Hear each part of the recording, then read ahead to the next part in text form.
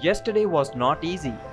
We cycled nearly 12 hours through rain, mud, fog, and sometimes even without a road. I had got a severe headache due to the altitude, and the exhaustion had overpowered our spirits.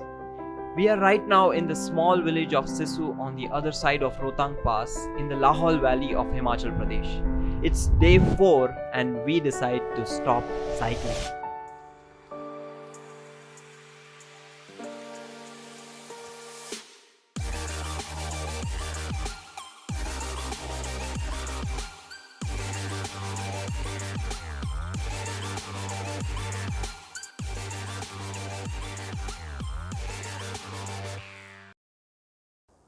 So this is Sissu around me. We are staying at this homestay.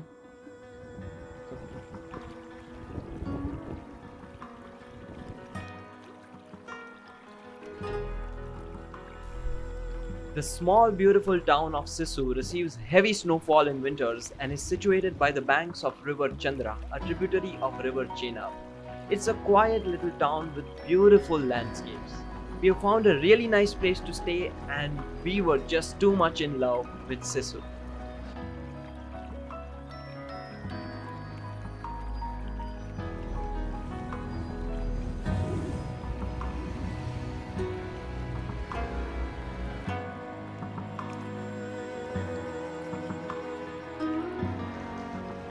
So we reached here yesterday at 5 p.m. and today we had to start at around 6 a.m. but we got lazy, especially Saransh over here. And then we decided not to move ahead, take a day off and travel slowly. So tomorrow morning we are planning to leave by 5 a.m. towards Darcha, which is about 57 kilometers. Luckily there is nothing much uphill, so it should be a smooth ride. And now the rains will be less because we have crossed the Rohtang and this is a rain shadow region. It might be there but not as much as we faced on Rohtang. So looking forward to 8 more days of cycling, and hopefully we don't need to take any more break days from cycling. Because of this fire.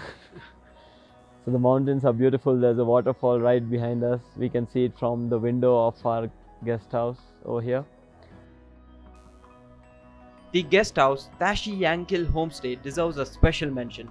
We were well fed, the host family was really lovely, they had good large rooms with hot water and home cooked food, and the room had a view that you could spend hours looking at.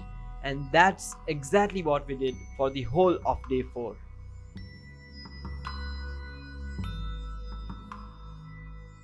And that's where our cycles are parked, behind that car.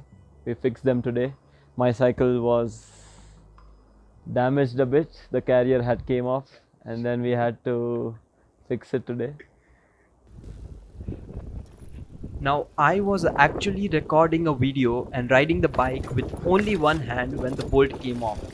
The back rack just sat on the wheel and I barely managed to pull the cycle to a halt without losing my balance. We were all panicking in the middle of nowhere when this happened. We had no idea how to fix it. There are no repair shops on the highway, so it was all on us. After about an hour, we managed a makeshift fix with all the spares we had brought along. I rode the remaining 20 kilometers with a wobbling back rack and a severe headache, and the road was terrible in some parts. I somehow managed to fix the carrier back nicely after a little rest in Sisu, but we were lucky that this was our biggest issue. We had purchased our cycles just 2 days before we started this trip, and we had no idea on how to fix any of the parts. We didn't even know how to use the gears. Thankfully, that was our only hiccup and we were carrying enough spares for the contingencies. But in the end, it all managed to fall back in place. Yeah, so that's all for day 4. We'll be back with day 5 tomorrow.